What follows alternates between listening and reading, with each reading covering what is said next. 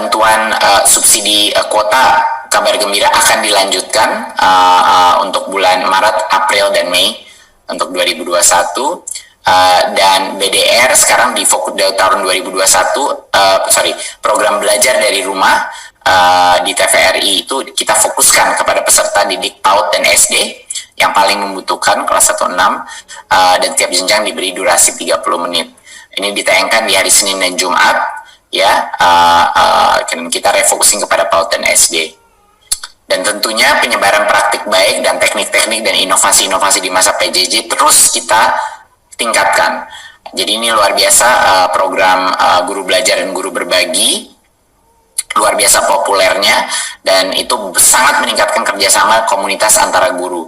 Dan memang ini adalah metode peningkatan kompetensi yang paling efektif di seluruh dunia.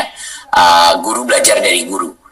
Ini memang sudah terbukti di berbagai macam sistem pendidikan paling hebat di dunia. Memang ini adalah kunci daripada peningkatan kapasitas guru.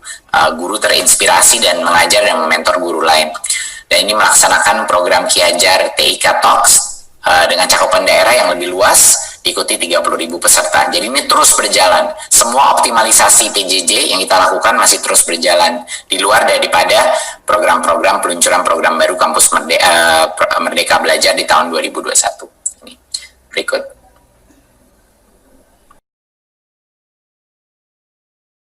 Ya, sekarang kita masuk ke bantuan subsidi upah.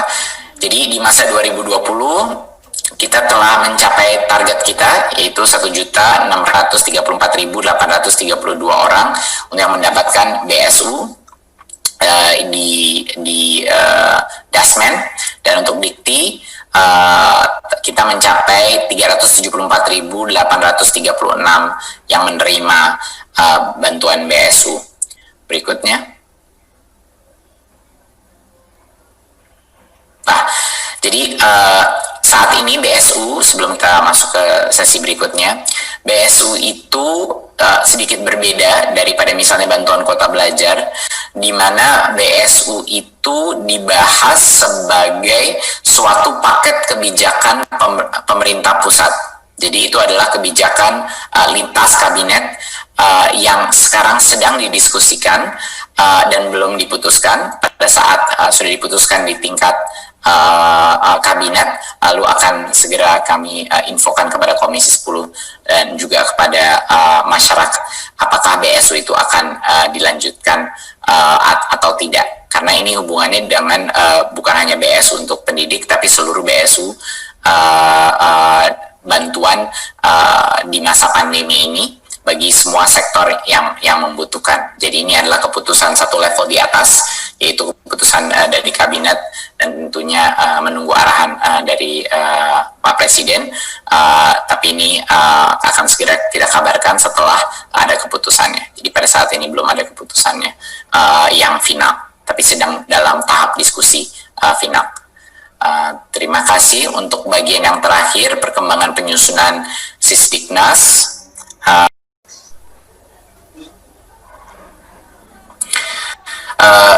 Ini adalah halaman yang cukup penting untuk menunjukkan bahwa semua hal yang kita lakukan di PJJ kita terus perbaiki. Kita terus tingkatkan kualitas pelayanan karena kita menyadari bahwa masih akan banyak sekolah yang masih melakukan PJJ. Jadinya dari sisi kurikulum sendiri di tahun 2021 kita akan terus mengembangkan model kurikulum satuan pendidikan dan penguatan implementasinya, yaitu kurikulum darurat kita terus sempurnakan.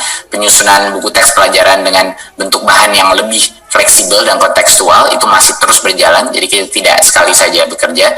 Dan kita menambah modul-modul untuk 10 prodi baru, dan juga layanan anjungan daring Dikti di 50 titik perguruan tinggi. Rumah belajar, kita sekarang terus meningkatkan kualitas dari konten daripada rumah belajar, dan juga penyempurnaan teknologinya. Jadi pemutakhiran aplikasi mobile untuk membuat itu lebih mobile first, lebih user friendly, preview konten, dan personalisasi dari aplikasi itu terus berjalan. Dan menambah jumlah duta rumah belajar menjadi 182 di tahun 2021. untuk program pembelajaran berbasis TIK. Jadi benar-benar menggenjot dan mengakselerasi konten dan aksesibilitas daripada rumah belajar.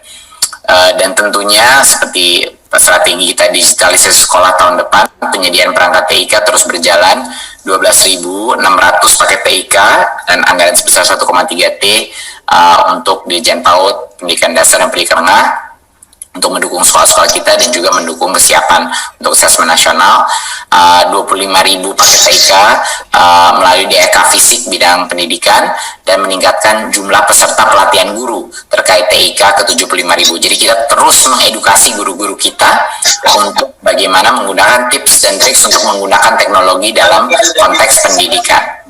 Dan juga berbagai macam penyediaan laptop juga. Berikut. Ya, seperti yang kita tahu, bantuan subsidi kuota Kabar Gembira akan dilanjutkan untuk bulan Maret, April. Ya, sekarang kita masuk ke bantuan subsidi upah. Jadi di masa 2020 kita telah mencapai target kita, yaitu 1.634.832 orang yang mendapatkan BSU di Dasmen, dan untuk Dikti kita mencapai 374.836 yang menerima bantuan BSU. Berikutnya.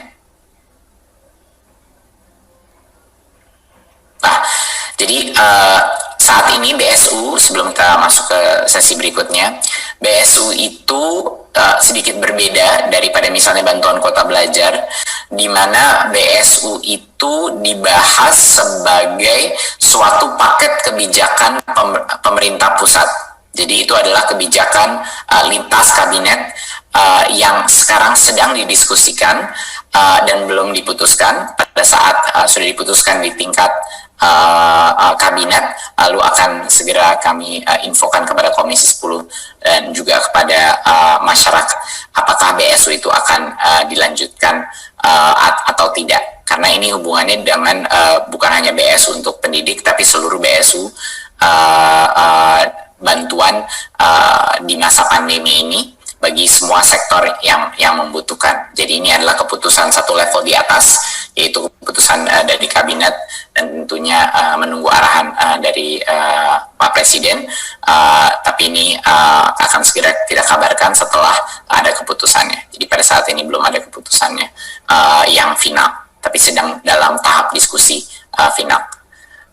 Terima kasih. Untuk bagian yang terakhir, perkembangan penyusunan Sisdiknas.